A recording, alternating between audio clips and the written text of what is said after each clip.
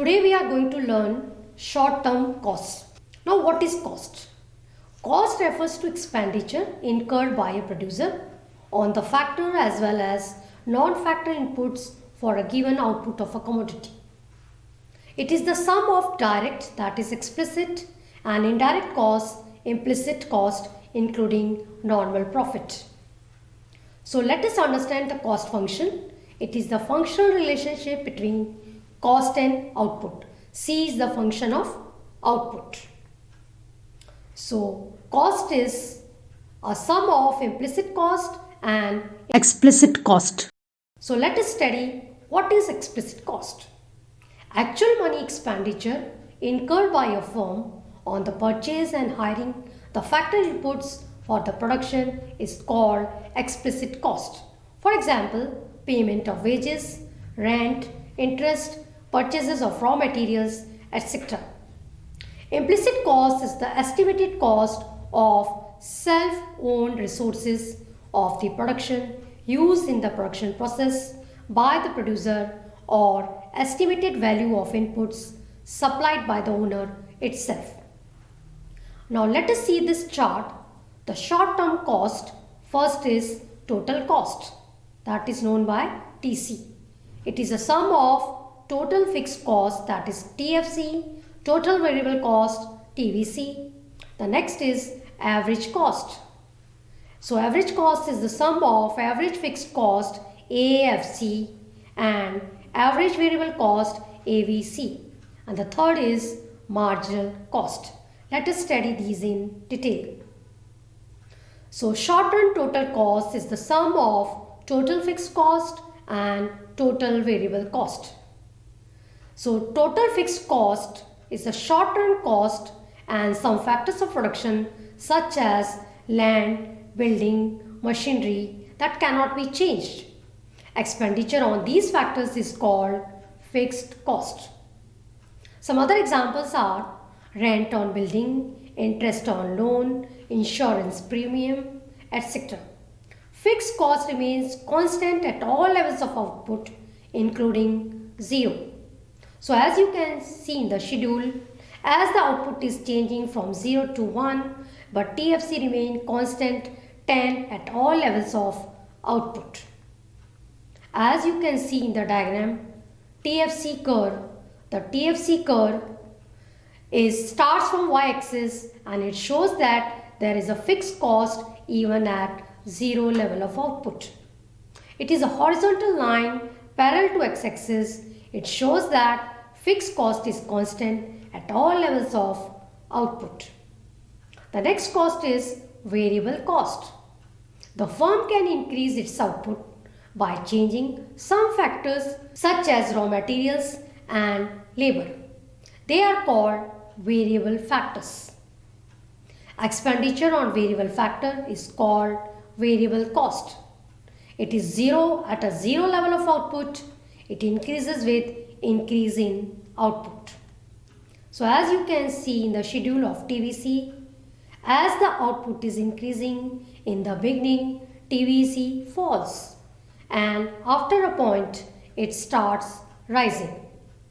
So you can see the TVC curve which is inverse S shaped, and the TVC starts from the origin because the variable cost is 0 at a 0 level of output. That's why its shape is inverse S shaped. It is because the variable cost initially increases at a diminishing rate. The firm is in increasing returns and later it increases at an increasing rate because the firm is in diminishing returns. Now the total cost is the amount spent by a firm for producing total quantity of commodity. It is the sum total of total fixed cost and total variable cost. As you can see the formulas, TC is equal to TVC plus TFC. But if MC is given, then you are going to do the summation of MC.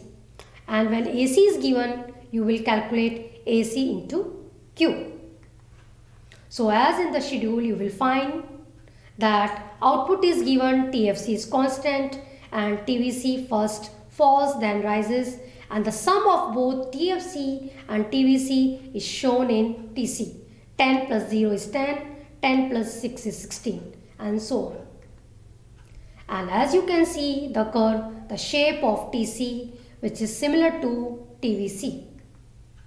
At 0 level of output, TC is equal to TFC. So the TC curve starts from the point where TFC curve intercepts the y-axis. The TC curve is also called inverse S-shape. Now why? Because it is the cost initially increases at a diminishing rate and firm is in increasing returns, and later it increases at an increasing rate that the firm is in diminishing returns. So all the diagrams are, that is TC, TFC and TVC in a single diagram. So as you can see very well, the shape of TC is just similar to TVC. TFC is constant at all levels of output including 0. So TC at a 0 level of output is equal to TFC. TC and TVC curves are inverse S shaped.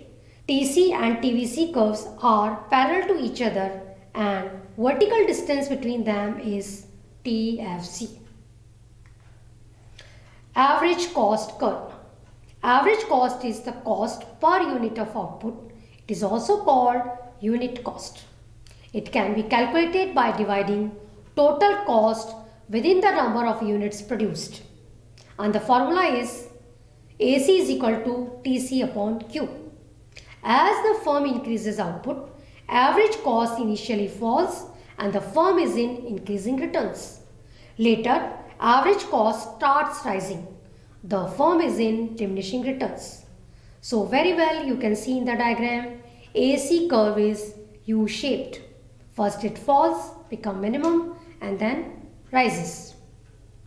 Now average variable cost. Average variable cost is the variable cost per unit of output.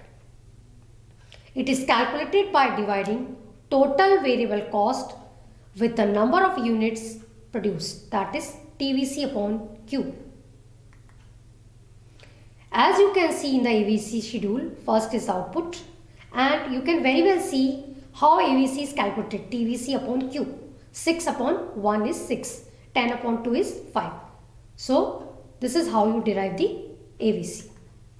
You can see the shape of AVC. This is U-shaped. As output increases, AVC initially falls because firm is in increasing returns and later it rises because the firm is in diminishing returns. Average fixed cost. It is the fixed cost per unit of output. It can be calculated by dividing total fixed cost with the output. And the formula is AFC is equal to TFC upon Q. So as you can see in the schedule of AFC, TFC remain constant and you will calculate AFC by TFC upon Q. That is 12 upon 1, 12, 12 upon 2, 6 and so on. The shape of AFC, you can clearly see it falls continuously. AFC curve is a rectangular hyperbola. It shows that AFC decreases as output increases.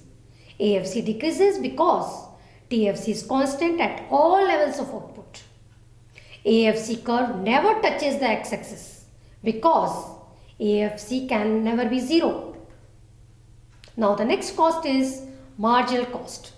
It is the addition to total cost when firm produces one more unit of output. And the formula you can see, MCN is equal to TCN minus TCN minus 1, or MC's another formula is change in TC upon change in output. And MC also depends on the slope of TVC. So very well in the diagram you can see marginal decisions are very important in determining profit levels of the firms. Marginal cost is a reflection of marginal product and diminishing returns. MC is just reciprocal of MP, as you can see in the diagram. The marginal cost is related to AVC and ATC. As soon as the marginal cost rises above the average cost, the averages will begin to rise.